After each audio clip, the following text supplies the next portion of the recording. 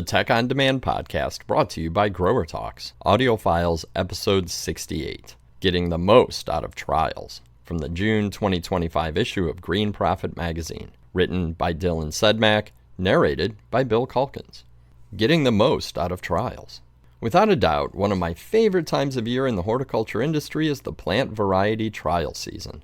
There's something nostalgic about spending a hot summer day scrutinizing flowers and vegetables. For a Midwesterner like me, these trials land in late July through August, but for southerly readers, this starts as early as June. Swaths of companies and universities alike showcase breeders' latest varieties, while also serving as an unbiased venue to stack them side by side against competitors. Of course, this means having a variety that doesn't just look fabulous at retail, but critically performs well in the customer's garden, as their success is our repeat business. It benefits everyone in the industry to understand what's relevant for consumer success based on real-world experience. Why do we have trials? Originally, with the horticulture boom in the late 19th century, mail-order seed companies took it upon themselves to conduct variety trials to ensure they were offering the best varieties in their catalogs. Some of those companies, like Burpee Seeds, were so protective of their breeding evaluations, they even had armed guards at their trial sites. In 1932, the first independent trial organization in North America was established.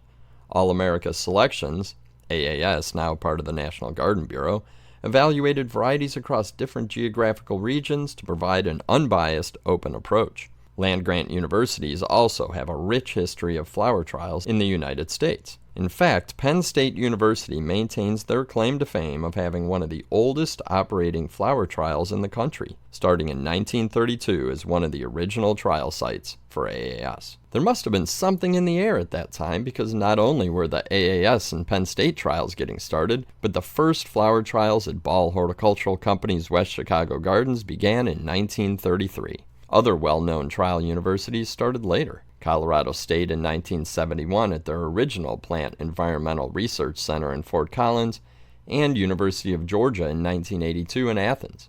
AAS and these land-grant universities, along with many others, helped to set the foundation for independent, public-facing trials as we know them today. Modern-day variety trials, side-by-side comparisons of primarily annuals, along with some perennials, vegetables, and even woodies, take place across an array of institutions in North America.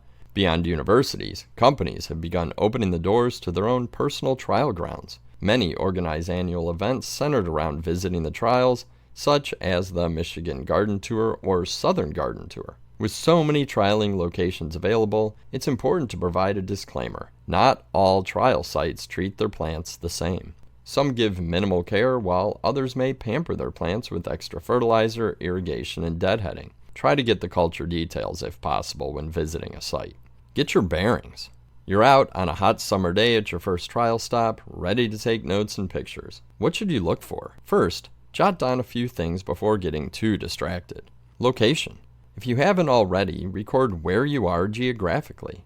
A southeast read will be quite different from a northwest read. Retailers will benefit when considering regionality, as they can tailor their variety assortment to what's best for their customer.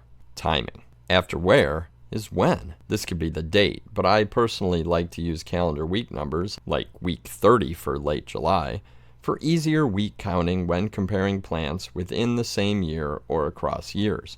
While you're at it, determine when the trials were planted. This helps calibrate you to the consumer experience.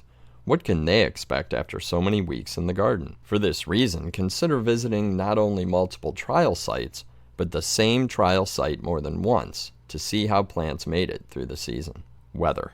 Lastly, I always like to keep in mind what the weather has been like over the trial period. A hot and dry season can lead to more stunted plants, while a wet season could mean larger, leggier plants and more disease incidents. Understanding the resilience of a variety to climate extremes will let us equip even the brownest of thumbs with tough plants. Plant layout.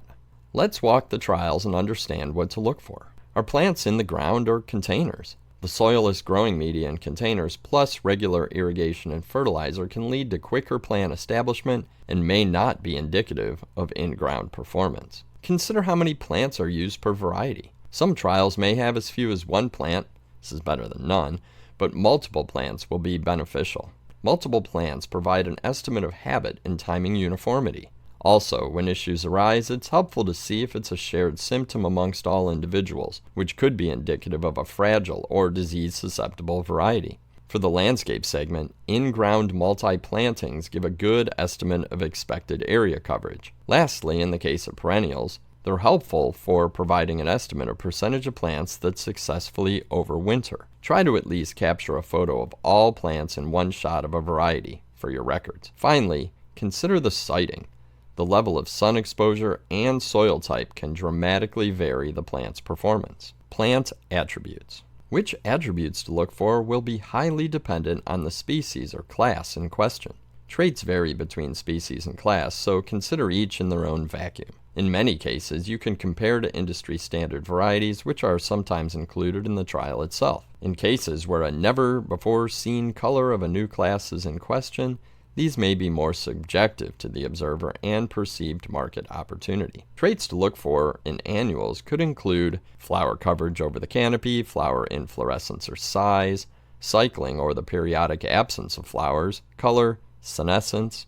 Thinking about foliage, the presence or absence of blemishes, yellowing or chlorosis of foliage, and the appearance under low versus high light. In terms of habit, vigor, uniformity, and branching. Final thoughts. Consider the different situational aspects like location, layout, and timing, and how they'll allow you to calibrate expectations for the customer experience. Keep in mind that most new varieties that breeders include in summer trials are being promoted for the following spring season. Therefore, you'll have a much easier time sifting through the new catalogs after seeing the plants in person the previous summer. Lastly, if you can't make it out to all the trials, fret not. Many universities and companies will publish their trial results online. After your next trial season, if you're like me, you too will grow nostalgic over a hot summer day inspecting flowers.